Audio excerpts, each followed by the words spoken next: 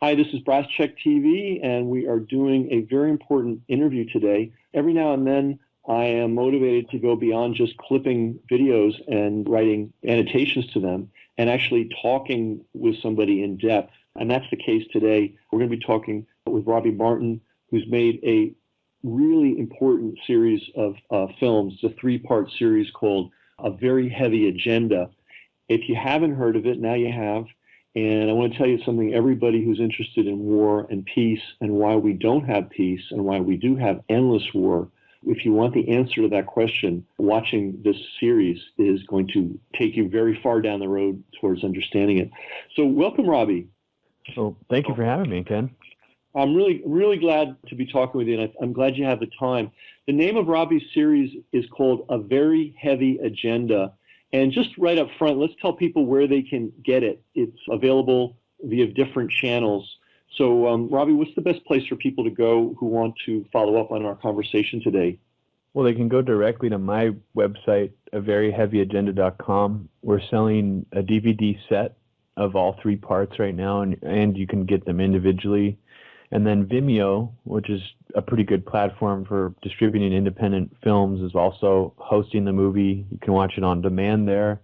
And then there's another great website called filmsforaction.org, where if you're kind of a political documentary junkie like me, and you need more to watch after watching all 7.5 hours of A Very Heavy Agenda, the site's great because it's just filled with free political documentaries. Some of them are pay, but a lot of them are free, and they were kind enough to host my film also. And it's not free; it's a small fee to watch it. But I think that if you can afford to watch it, it will be worthwhile for you to do so. Absolutely. I mean, a lot of us are old enough to have been in the habit of buying the newspaper every day, or even maybe subscribing to the newspaper, or subscribing to a magazine or two. And that's how media gets made. That's how good media gets made. And I think this is a film very much worth supporting. And I'm glad you set it up this way so that people who want to see it can contribute to the effort, because the effort was pretty intense. So let's start with the most prominent thing about this series. It's over 7 hours long. Yes. That's pretty intense. So, I always tell people it's hard to figure out what's going on in the world unless you have about 8 to 10 hours a day to read and watch film. And, the average sane person doesn't have that. So we're lucky there are people like Robbie who's willing to sit down. How many hours of video did you have to watch to compile this thing? Oh, my God. I mean, I spent about 2 years on a daily basis watching. I mean, at least every day I would watch at least 2 hours of footage. So, I mean, I basically had to, I'd say a lot of money, most of the money that I spent while making this, since it was mostly just me independently, I didn't have anybody else really helping me, was on basically hard drive space. I have so many terabytes of footage from downloading from all these different places online, capturing it off TV. So I honestly couldn't even tell you, but it was so much that I wouldn't want to inflict that on any normal human being, watching this much think tank footage, because it's very, very boring material to watch. And I think that's also part of why you almost can't do a movie like this in an hour or, in a short form, because, I mean, part of the problem is a lot of this stuff is very boring. It seems very nuanced and intellectual. It's dry. And I'm talking about like the stuff these think tanks put out. So it does almost take some filtering through and combing over a lot of it to stumble upon the real gems. And by gems, I really mean like horrible rhetorical statements put out by some of these think tank people. I mean, if occasionally people will catch things they say. Like, I don't even remember who this guy was. I wish I knew his name off the top of my head, and this might sound familiar to you. He was at a DC think tank a few years ago saying that we should stage a false flag attack and sink one of our own boats in Iranian waters and make it look like Iranians torpedoed one of our boats to start a war with Iran. And he said this in a public forum. Exactly. So, occasionally people will catch those things, and that kind of went viral. But what I found while looking through all this footage is that a lot of people say horrible things all the time at these think tanks, but it's just people don't find out or don't don't catch it, or the dots are maybe just buried so much that they're hard to connect. That's a really important thing, because if, let's say, somebody, and by the way, when we're talking about think tanks, and we're going to get into this with more precision later, but let me just say it right now. There's a network of think tanks out there that feed policymakers and politicians and the media with basically a pro-war, all the time agenda. And these people wield unbelievable power over what the United States does.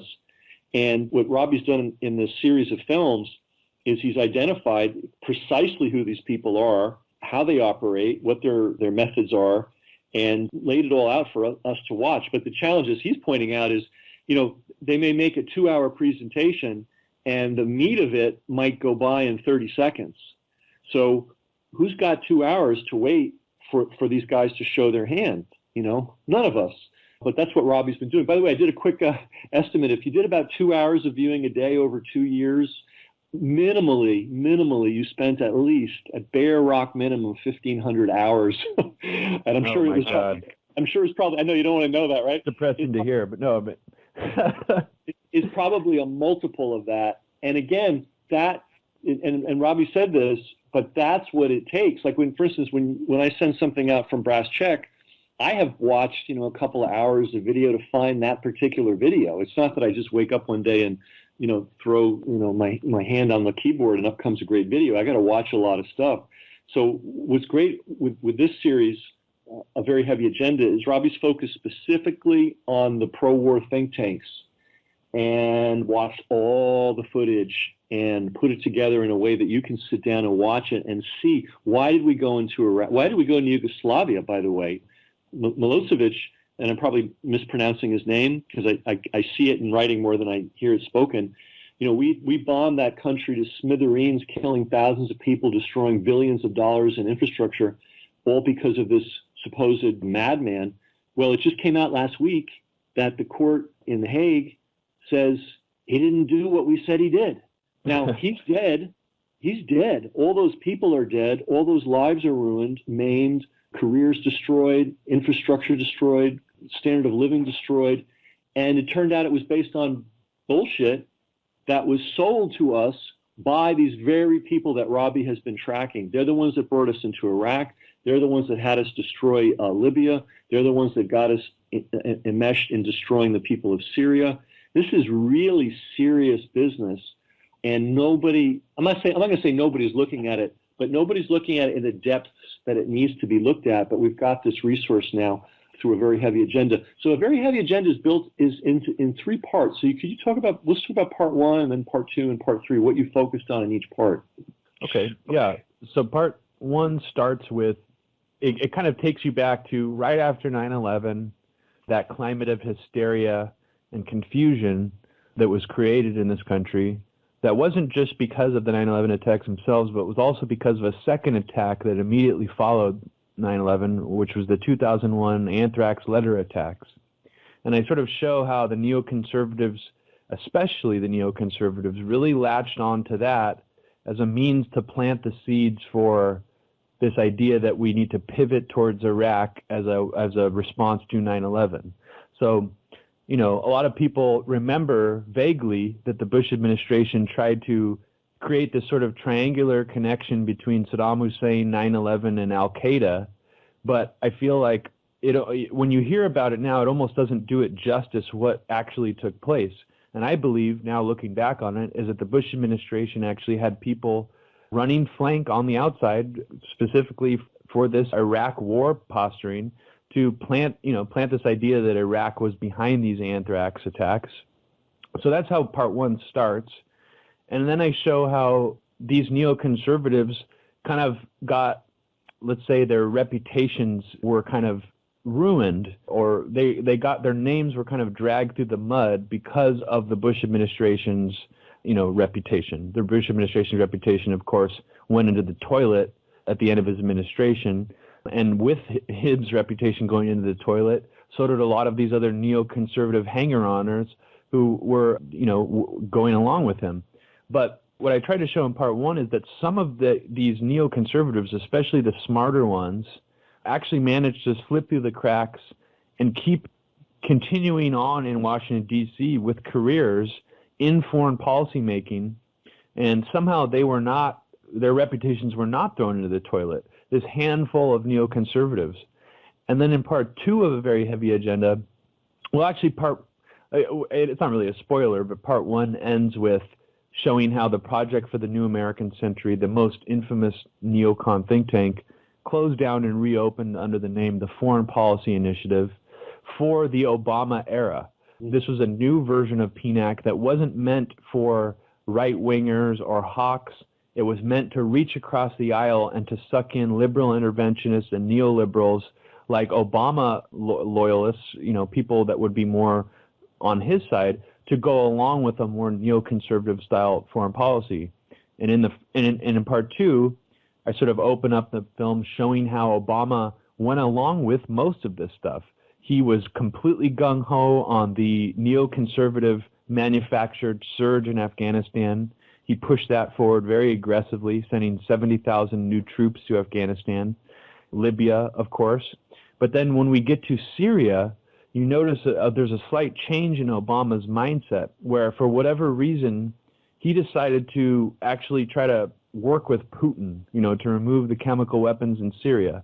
Neoconservatives in D.C. hated it. They thought it was the worst thing ever. And after that turning point, their sort of posture towards Obama has been very hostile, and they're always trying to now push him to go further. They now portray him as weak for not fully invading Syria at that crucial time when Assad allegedly gassed his own people, which there's a lot of information showing that was not the case. It was a very suspicious event in and of itself. But part 2 shows just sort of, this neocons going along with Obama, and then there's a split that occurs, and then when that split occurs, you basically see the neoconservatives trying to reignite a new Cold War with Russia. And right. At the same time, you have neoconservatives themselves inside the Obama administration trying to push Obama to reignite a Cold War with Russia in the form of Victoria Nuland as the Assistant Secretary of State for Eurasian Affairs, who was Robert Kagan's wife. Robert Kagan is the co-founder of the Project for the New American Century.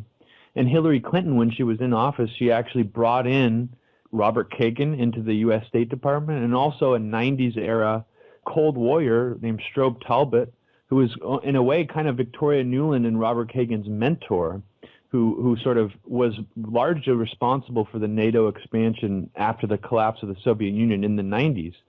So you have all these maneuvers happening, and part 2, it kind of ends with this, uneasy feeling that are we going towards a new Cold War, or is this almost more like a World War III? It's kind of, it almost seems like it might be more dangerous than a new Cold War, because things actually feel like they could potentially get hot really quickly here. So then part 3 tries to show as many pieces as possible in this puzzle. So I try to jam a lot of information into part 3. It's the longest of the trilogy. It's 3.5 hours long. And I go through not just the entire Kagan family, but also all these other think tanks that are somehow associated with the Project for the New American Century. So I show American Enterprise Institute, where the people from the Project for the New American Century went that work there now. I show Robert Kagan's sister-in-law, Kim Kagan, runs her own think tank called the Institute for the Study of War in D.C. This one you might find particularly interesting because it's entirely funded by defense companies. They make no secret about it on their website. They even have a corporate council where they list all of the top defense companies, that you can name. And what's interesting about this think tank is they are probably one of the most influential foreign policy think tanks in the United States. Nobody refers to them as neocon, but yet you have Fred and Kim Kagan, the brother and the sister-in-law of the premier neocon in the United States, writing most of the material for this think tank. And if you look carefully, you look at any newspaper, you look at any time they show a map on CNN, on Fox News about ISIS activity in Syria, about activity in Ukraine, look at the bottom right corner of that map, and I'd say the chances are 75% likelihood that it is a map from the Institute for the Study of War.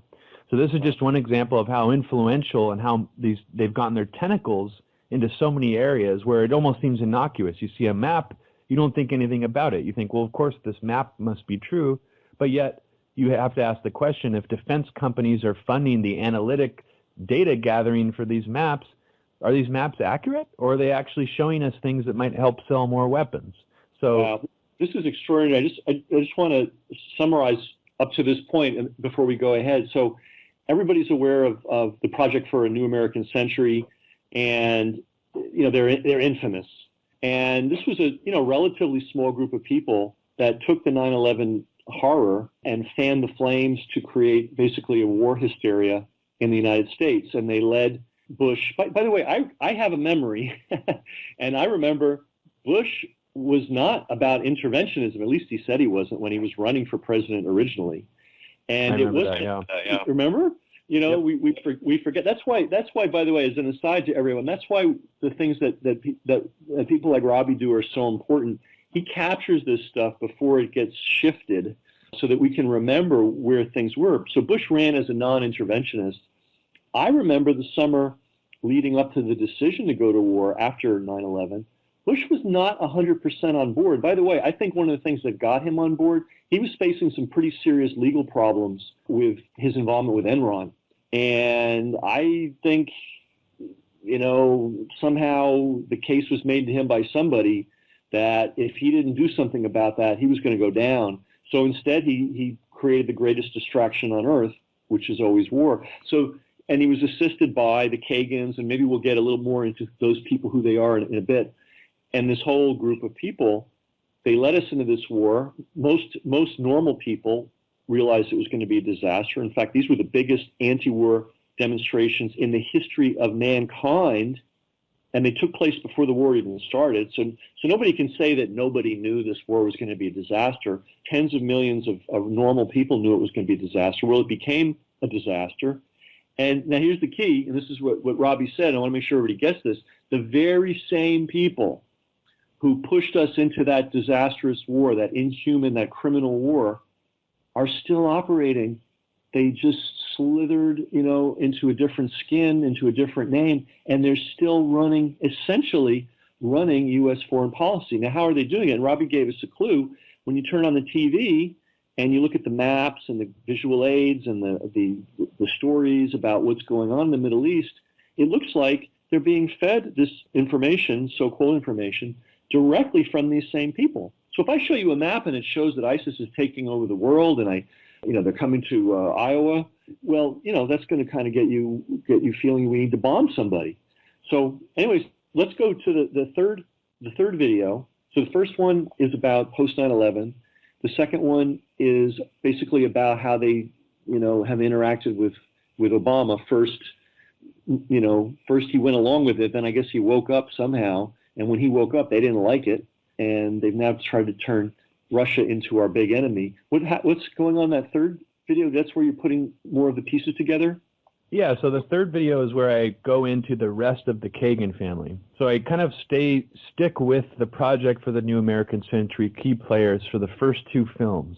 And then it sort of spreads from there, showing how it's actually, well, in part two, I should have shown a little bit of this, how a lot of the neoliberal, liberal interventionist think tanks linked up together with the neoconservative mindset in D.C. to restart this new Cold War mentality.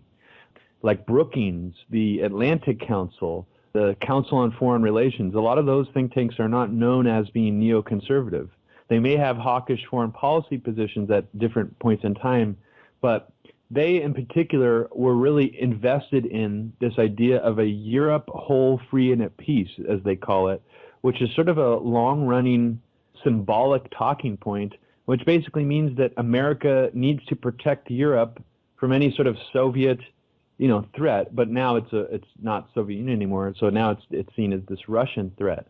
But in part three, I go over how the Kagan family does all these different things. So, I was just saying, Robert Kagan's brother, Fred Kagan, works at the American Enterprise Institute. His wife, Kim Kagan, started her own think tank that puts out all these maps. It's very influential.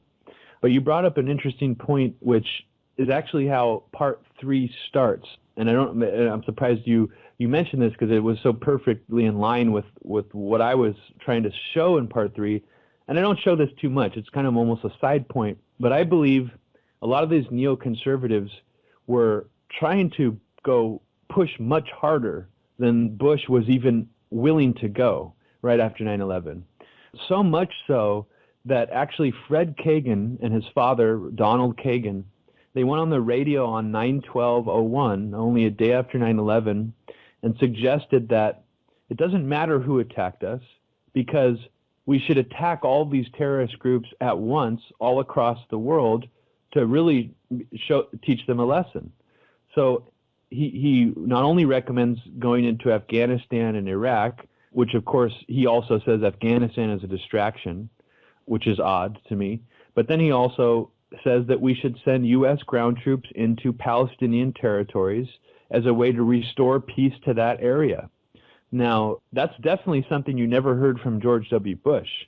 And I find that fascinating because that is so much on a different page than anything his administration was willing to put out, that it does make me wonder, and it makes one maybe ask the question, what would have happened if the neocons actually got their way completely after 9/11?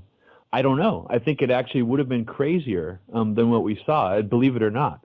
So that's something I try to show in part 3 is just how extreme these people actually were compared to even George W. Bush and Dick Cheney. And when I show clips of neoconservatives like Michael Ledeen, who used to be a very influential one of these neoconservatives for the American Enterprise Institute after 9/11, the things he's saying, he says that America has a messianic vision to basically conquer the world, and we're not interested in stability. We want to take these people down.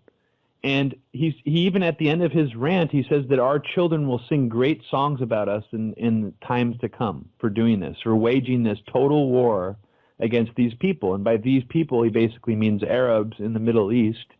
And he sounds almost like Trump on steroids mixed with a neocon. I mean, it's some of the most insane stuff I've ever heard. And this is the thing I think is the neocons have learned, and this is something I show in part 2. But also in part 3, is they've learned how to adapt their language and how to tame their own rhetoric and maybe code it a little better so it doesn't sound as crazy. So now, restarting the Cold War, if they word it correctly, it doesn't sound that crazy. It actually sounds reasonable maybe now that we should wage a war with Russia. So that's actually what they've managed to do, and that to me is the most impressive thing that they've done is they've crawled back into positions of power and they've normalized some of this extreme rhetoric. Let's talk about the they. You mentioned this same family name keeps coming up again and again. Maybe we should drill down a little bit and talk about the founder of the family, how they've spread out, that the whole bit. Oh, you want me to go into the Kagan family?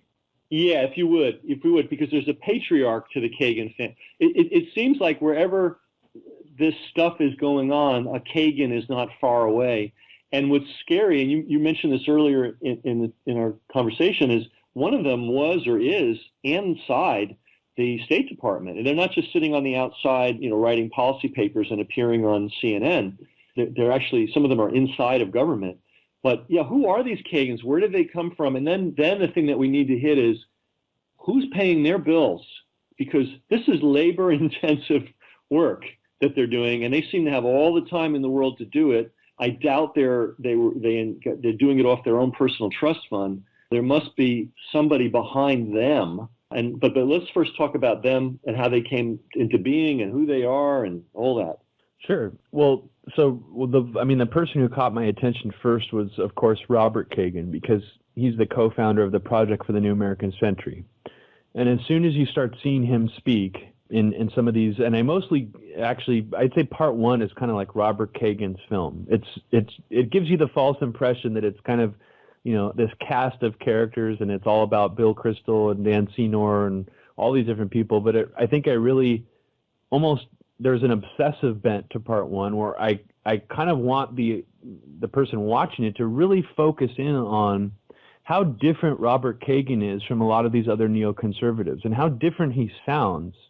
He's very different from Bill Kristol. ultimately their worldview is the same, but his way of selling his worldview, I would argue, is much more effective to someone watching it or listening to him speak. So this is, and I don't think it's an accident. I don't think Robert Kagan is just really good at rhetoric or wrapping some of these things under, with a silver lining. I think that he actually learned how to do this as a propagandist. And in part 3, I show that in the 1980s under Ronald Reagan, Robert Kagan actually worked in the U.S. Office of Information, the information agency, the official propaganda arm of the United States. And there were actually leaked memos and documents from the time period he worked there showing all these different methods he was trying to craft to essentially smear and demonize Sandinistas in Nicaragua during the time when the CIA was funding the government there. And wow. He goes back. He goes way back.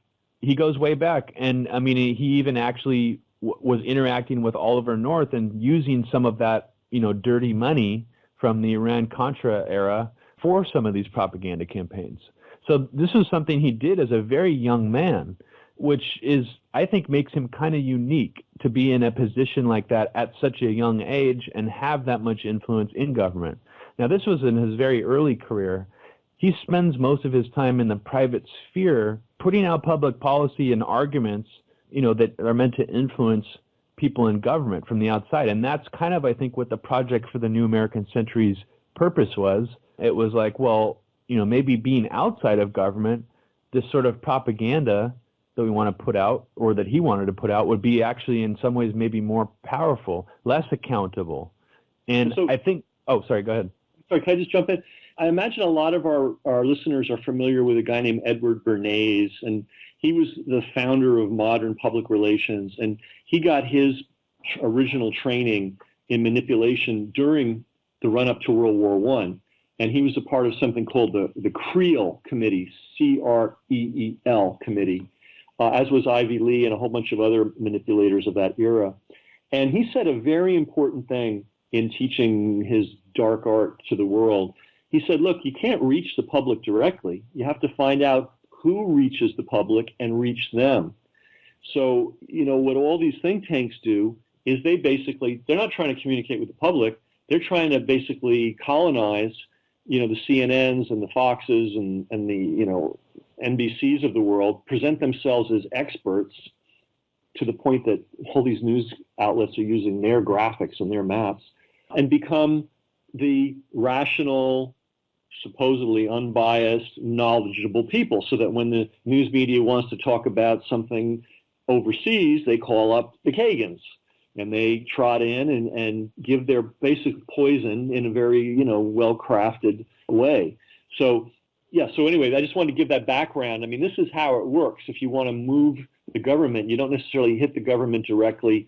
You hit the media, which affects the population, and the population with the media puts pressure on the government. So it's leverage. It's with a relatively small amount of resources, you can basically take the United States foreign policy by the nose and lead it around, and that's what they're doing. So anyway, please continue. Yeah, I mean, that's absolutely correct. I mean, I almost describe it as a trickle-down effect. It's meant to come from a lot of these neocons almost operate in the intellectual classes of Washington, D.C., and they craft these intellectual-sounding arguments that later get filtered down into more simplified talking points. And in terms of, I think that's what Robert Kagan specifically, if we're going to just be talking about him, is really, really good at doing that. Better than, I'd say, almost any other neoconservative in Washington, D.C. Now, when it comes to his father, he plays a completely different role. He's actually a very well-respected historian at Yale who has written a lot of books, a lot of history books about ancient history, but his whole thesis is that war is a perpetual state of humankind and human history, and that there really are these brief windows of peacetime, and when there are, it's always because the world power at the time was willing to take a risk and wield its power, aka be willing to wage war for peace at a crucial time. So his whole worldview is almost imprinted in his history teachings. So he actually did some historical revisionism on JFK, for example, where he presents people like John F. Kennedy as actually being more hawkish and more neoconservative than he actually was. So he distorts the lens of history through his own worldview and own biases to make it seem like, peace is this fleeting thing that we shouldn't even really worry about trying for, because his history has shown us that it's not even a real sustainable thing. So wow. To me, that's an interesting way to kind of propagandize people, which he's been doing for over 40 years. God knows how many students went through his history program and came out the other side thinking that, American empire is this great thing. But then you have his other child, Fred Kagan, Robert Kagan's brother, who is almost at this, I would say, like this brilliant kind of almost like autistic level of knowledge gathering in terms of military strategy. So he was actually hired as a consultant for both the Afghanistan and Iraq war surges. This is a private citizen, Fred Kagan. He holds no military ranking whatsoever, but he was actually hired to shadow Petraeus in Afghanistan with no official position, and he was granted access to classified materials. He was telling Petraeus what to do. Kim Kagan, his wife, was there too, telling Petraeus what to do. I show a clip in part 3 where Petraeus jokes around about how, all these people think that, there's a hand up my back and it's controlled by one of the doctors, Kagan. And the video, I think, was so embarrassing because he's actually accepting an award at an Institute for Study of War dinner, a party, from Kim Kagan. The video was so embarrassing that it's one of the only videos that got removed on the internet while I was making the film. I watched the full thing. I forgot to rip it online, and in a few weeks it was gone, which was actually, I paid close attention while making this documentary that was one of the only instances that happened. I think it's because it's one of the most embarrassing videos ever, showing the relationship between think tanks and the U.S. government. You basically have, an active duty general. What was his actual position at the time? Was he the head of the whole military? Yeah, I think he was the head of the, I don't know his exact ranking, but yeah, he was like, right under Secretary of Defense. So he was not only was he a general, he was one of the top people in the entire military. And when you see this clip, you're not going to believe it. He's basically admitting that, he basically dances to the tune of these people. He's sort of joking, but in that humor, there's a lot of truth. And, a lot of these people, the politicians, certainly Obama, Bush, but even the generals, they're just front people. They're not terribly intellectual. They're not terribly thoughtful. They're not doing 12 hours of homework every night trying to figure out what's going on. They kind of depend on their briefers, on who's giving them their information. And so because of that reality, anybody that can get in there as their advisor or as their briefer wields unbelievable power. And what Robbie's series has done is show, how this works. You can see it with your own eyes. You don't have to think that it's not Robbie telling you, it's not me telling you. You can watch these clips and it will be crystal clear to you what's going on. And what's amazing is people have mentioned this, they've talked about it, people have made references to it. It's not that no one's ever discussed this phenomenon before, but no one's ever taken this material and gathered it and found the highlights and laid it all out so you can just sit there and see exactly how this system operates. So it's kind of a chilling reality, but you know what? We need this wake-up call. Our presidents, our generals, our secretaries of state are being way unduly influenced by a very small group of people whose mission is to basically stir up war, which leads me to this question. Again, who's paying the bills for this? Are they just doing it out of the goodness of their heart because they genuinely, maybe they do genuinely believe in war, I don't know. But still, someone's paying for this. This isn't just, you don't have offices and staff and airplane flights and appearing at different conferences and publishing things without a pretty significant amount of money flowing through your organization. What's going on? Who's funding all this? Well, the obvious answer to that is that, a lot of their money is coming from the defense industry. So they'll be, I mean, when I was doing the research for this film, I did, some of it involved following the money. And what I found was they are making, the Kagan family specifically, like let's just talk about Kim Kagan. She's making money completely from defense contractor income.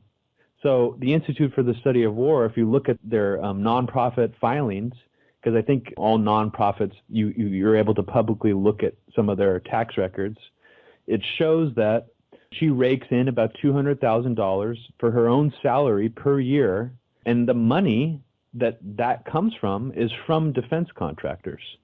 So essentially she's paying herself a salary based on defense contractor money. She runs this think tank. Right, and then you see, I was just going to say, you see Joseph Lieberman and Bill Kristol are also involved in this think tank. Bill Kristol's a trustee, but he's listed nowhere on their website. He's only in their tax filings because, again, he's a little bit too tainted. He's kind of too much of a neocon. This think tank wants to seem really neutral to people.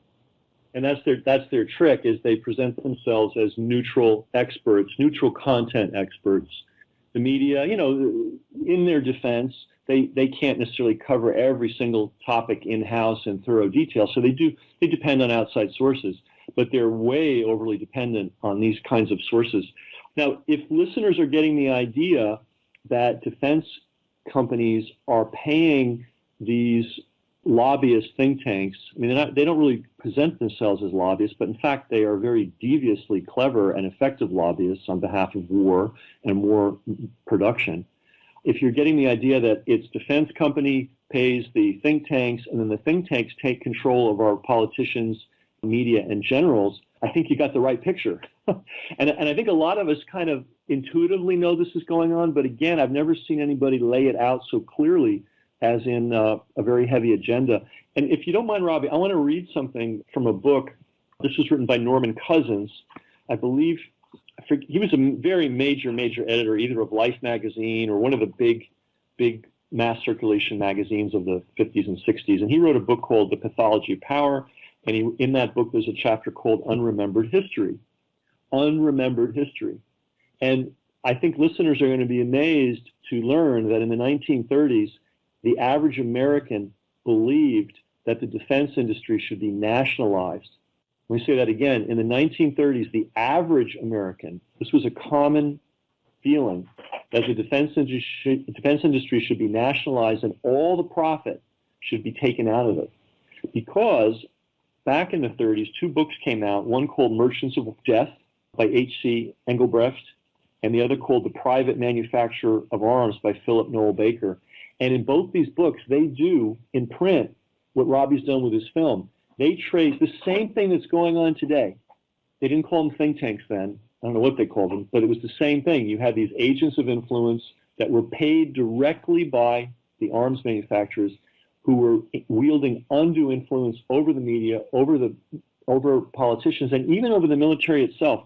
Let me read something that Franklin Delano Roosevelt said in 1934. The people of many countries are being taxed to the point of poverty and starvation to enable governments to engage in a mad race in armaments. The grave menace to the peace of the world is due in no small measure to the uncontrolled activities of the manufacturers and merchants of engines of destruction, and it must be met by concerted action of the people of all nations. That was 1934. That was the U.S. president saying that. Can you imagine Bush saying that, or Obama?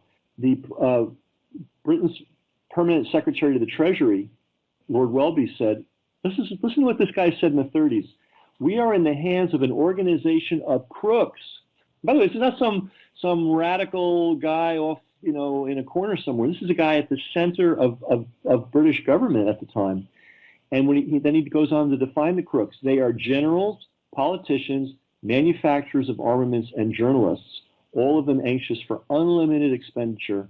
And they go on inventing war scares to terrify the public and to terrify the ministers of the crown. Fascinating that this was common knowledge. These were popular books in the 30s. This knowledge has gone to zero in our era. And that's why I'm spending the time with Robbie today to talk about his film, because he's bringing us up to date, naming names and showing us how the system works today. Can I ask you a question, Robbie? Have you come across the work of John Rendon, Rendon? I don't think so. The name sounds a little bit familiar. Great. This might be part 4 someday.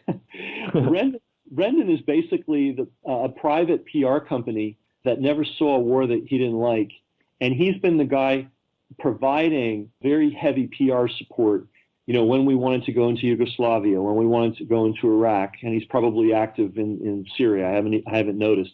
But it's very interesting. He's another one of these characters that is off the radar, has been around forever, and is being paid basically to keep the U.S. on a permanent war footing. So I just want to go on that little sidebar. So if people are finding it hard to believe, it can't possibly be that things are that corrupt. Well, not only is it possible, it's documented very well in this film, but it's also very well documented in 2 very popular books that came out in the 30s that had a huge influence on the American mind. And by the way, Cousins makes this interesting point. I wonder if you have a comment on this, that it's much worse today than it was back in World War I. Now the Pentagon is actually working as a sales agent for arms manufacturers. Like, they don't even have to have salesmen practically. The generals are going out and selling the arms to our, quote, allies. I agree. No, I think it's far worse today. I think that, maybe there was a reprieve or a window of time. I was just describing this on another podcast. I forgot which one it was, that when the internet first had a boom, when a lot of people started to get on there and do independent journalism, it seemed like maybe the citizenry were ahead of the sort of propaganda war machine. But I almost feel like social media and the internet itself have been seized by a lot of these people trying to drive these pro-war narratives. You don't see as much pushback or as much, let's just say, neutrality around things like Putin. They're trying to push people into these camps now where it's like you're either pro-Putin or anti-Putin, which is absurd. Most people in this country don't care either way, really. So you see these forced narratives coming in, and they take the internet. It's a double-edged sword. It allows for a lot more diversity of opinion, a lot more information, but then it also allows, I think, for a herd mentality. Some of these crafted arguments can get in there and take hold and really spread. And arguments like that the DNC hack was done by Russia or Putin. It's just everyone believes it. It's kind of alarming to me. I consider myself more on the left of the political spectrum. So it gets alarming to me when I see a lot of people like on the left, who I would consider smart people, but start repeating that, like on Facebook or on Twitter. So I think that it's worse today, but at the same time, I was able to find all this information by myself on the internet, and I think that other people have that same power. I'm not special in that I had some special, I was able to, put on the They Live glasses, and I was the only one able to see these things about the Institute for Study of War. It's all out there. It's all public. It's not people working shadowy behind the scenes doing this in smoky rooms. I mean, I'm sure some of it's maybe like that with them, but so much of it is out in public and out in the open for everybody to see.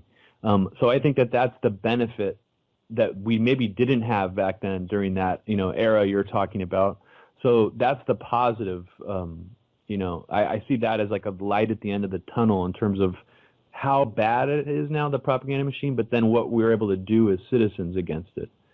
But one thing we couldn't go out and buy a terabyte of memory for $50 20 years ago, So yeah, we have a potential, we have a possibility to catch up, and I want to say, and unfortunately we're coming to the end of our time together, but I want to say Robbie's done a really important piece of work here in bringing us up to date and catching us up and going through the 1,500 plus hours of, as he pointed out, it's boring footage.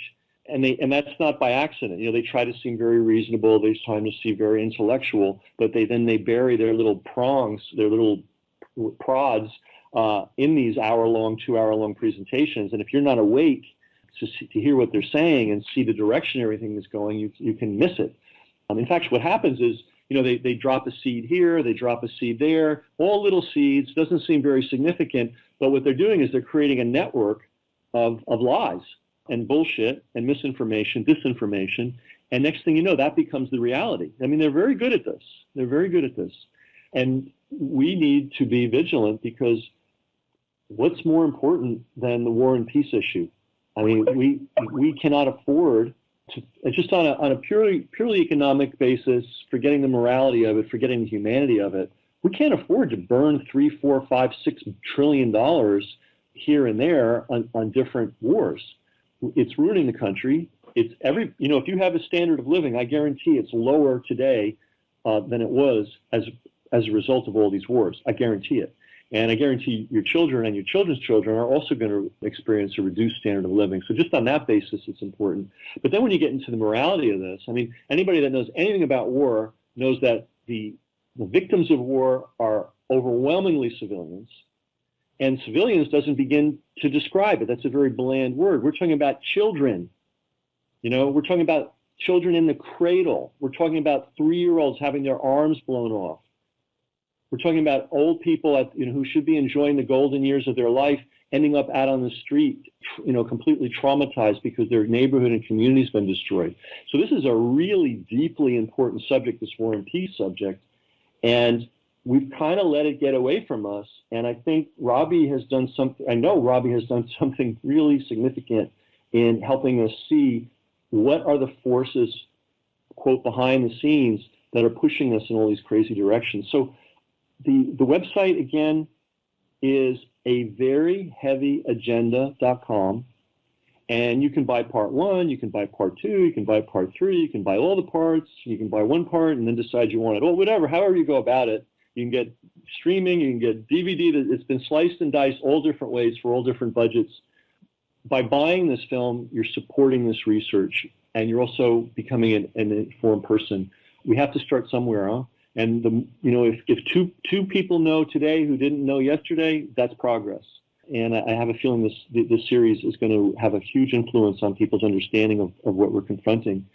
So Robbie Martin, thank you for taking the time, not only to talk with us today, but the thousands of hours you spent watching videos to help put this very important puzzle together for us all. Well, thank you so much for having me, Ken. Great. Well, we're looking forward to your next project, and do let us know what it is so we can help support it. Will do. Great. Again, that's averyheavyagenda.com. Everything about why we are finding ourselves on a 24/7 war footing. It's not natural. It's not what's really going on in the world. It's what's being manipulated. And the target is us, frankly, and the target is our minds.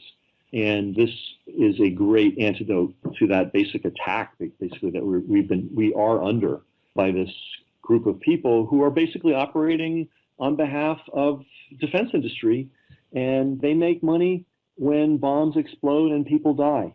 And they're very cold-blooded about it, apparently.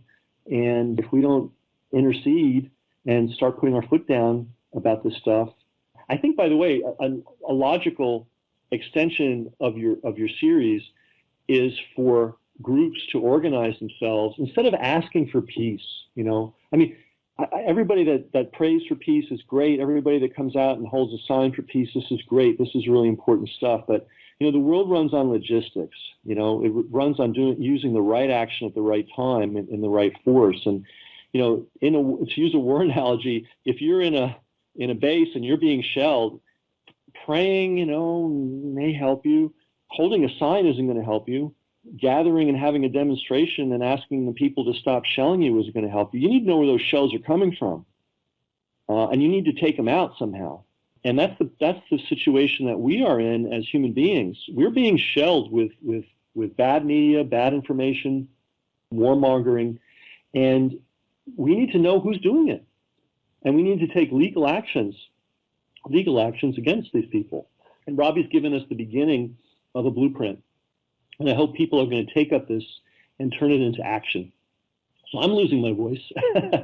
And I'm going to thank Robbie Martin and go to averyheavyagenda.com.